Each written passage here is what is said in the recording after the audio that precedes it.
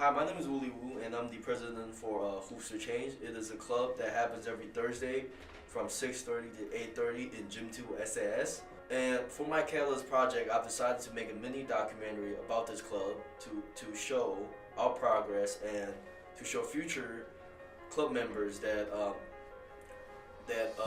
how the club was founded and the story behind the club. So every Thursday night in SAS, a group of SAS students host a weekly basketball session with the Down syndrome children in Singapore. And through this basketball club that I personally created, I believe that playing basketball with Down syndrome children not only can teach them the game of basketball, but as well as build a meaningful relationship between the kids. So come on in, guys. So this is the weekly session. Say hi to Mr. Moses, the parent. Hi. As you can see, everyone is enjoying themselves, and all the kids are happy. So when I first found this club, when I first had the idea was the end of sophomore year, where unfortunately I was cut from the JV basketball team. My mom told me that I should divert my passion for basketball into something else. So I've decided to start a club where it's basketball related. After a while, to start a junior year, I decided to start the club. So my first initial idea was to start an after-school basketball club with SAS students, but I realized that was not that good of an idea where people already play intramural basketball every Thursday. So what I've decided was that instead of having just a normal after-school basketball club, I should reach out to other communities in Singapore. So I went around Singaporean special needs school, and unfortunately none of them said yes to this idea.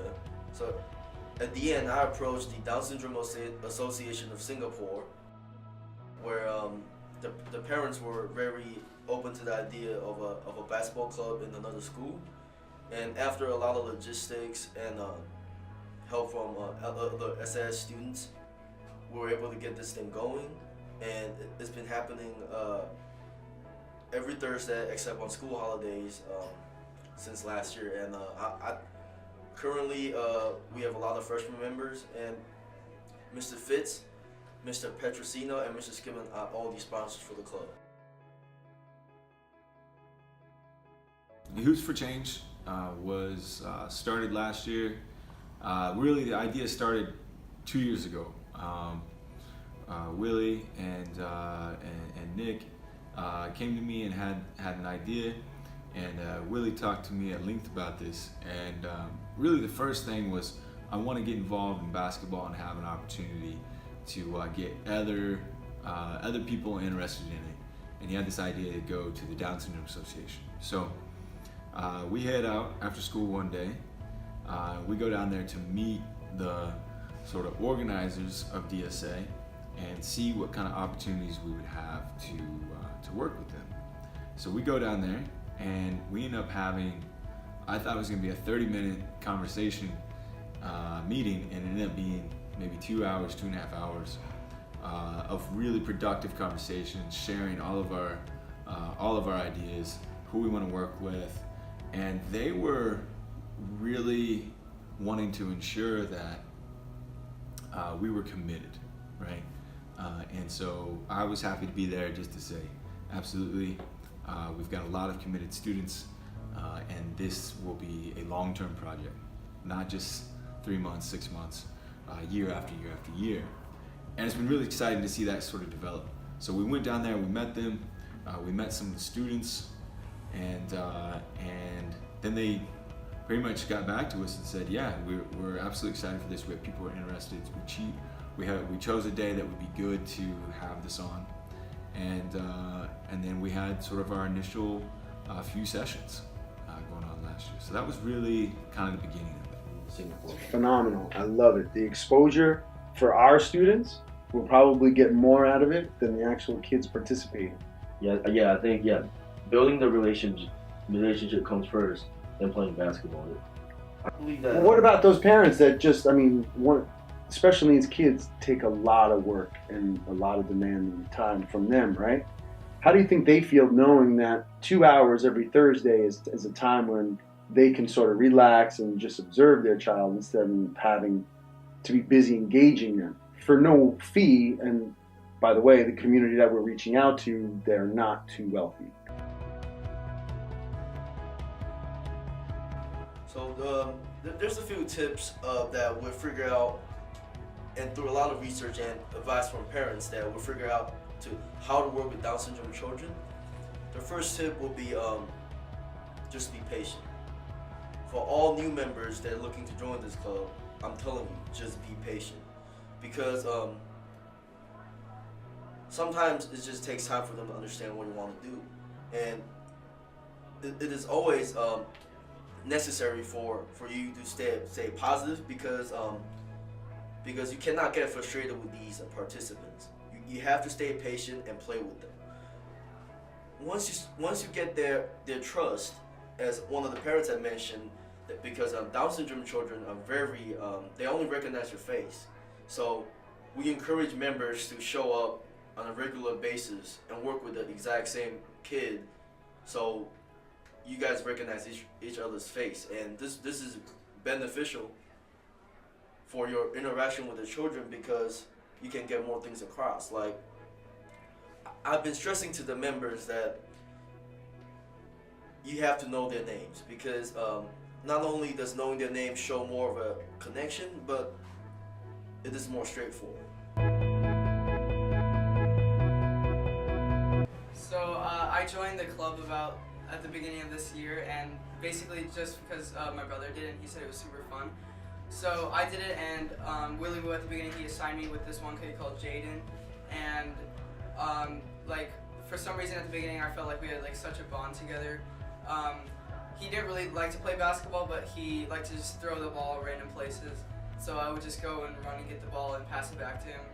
I really enjoy coming to Hoops for Change because it's a mix between I can like shoot around and play with my friends, but it's also just seeing the kids, and like when they make a shot, it's really like it just makes you feel better about yourself, and it makes you feel like you're doing something.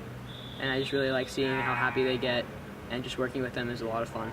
So basically, I've been in Hoops for Change for about 2 years now, and I've gone through it 2 years. It started in, what year did it start?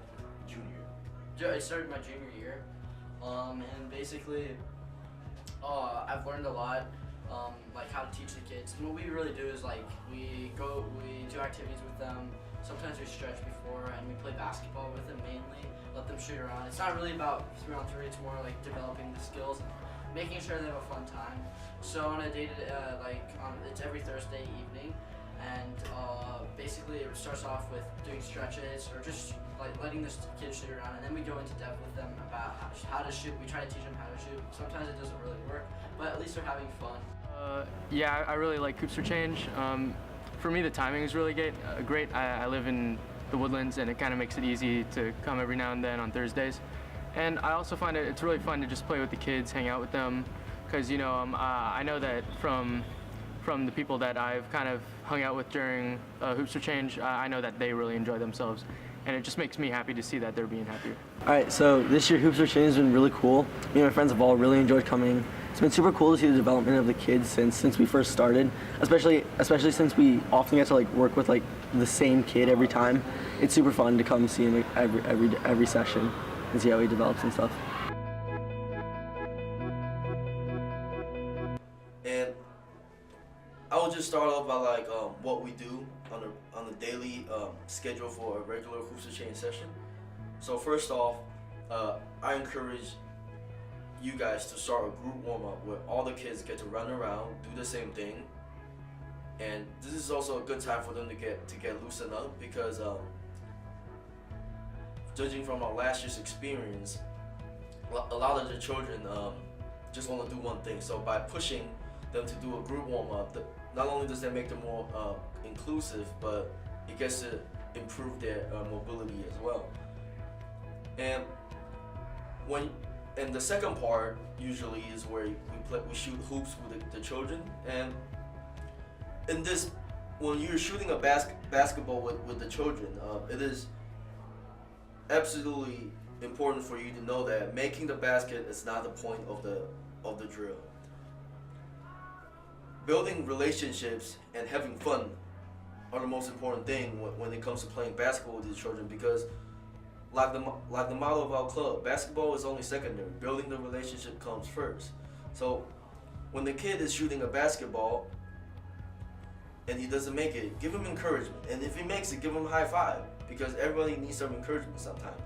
And I believe that by the way, a lot of kids like to shoot basketball, and then a lot of Down syndrome kids in our club love to shoot around, and sometimes they get too carried away. So it is also necessary for us, the teachers, or more like the coaches or the assistants, to help them guide to the right way of shooting. For example, one of the kids, Enoch, he couldn't really shoot at the beginning of the sessions, but now he's able to make a few baskets. And we have other members like Iqbal, where they're able to have a organized basketball, like the game Horse, and then after the shooting, we'll usually do the passing drills. And passing is usually something very laid back, because honestly, no one likes to pass the ball. The kids do not like to pass the ball to you, and sometimes you don't want to pass the ball to the kids. So I believe that the passing game should just be laid back. Instead of just forcing them to pass a certain way, it should just be fun. And you get just the point of this exercise is just to get the kids to move around. And finally, group games with the kids. This usually happens with certain kids, but it doesn't happen with every single kid. As I mentioned before, all the kids have different skill levels. But some of the kids have enough skills to run the game. And lastly, if none of this is working, sit down with the kids and talk to them, because sometimes they just need someone to listen to them. Even if you can't really understand what they're saying, it's always good to respond and like, for example, ask them how their day is.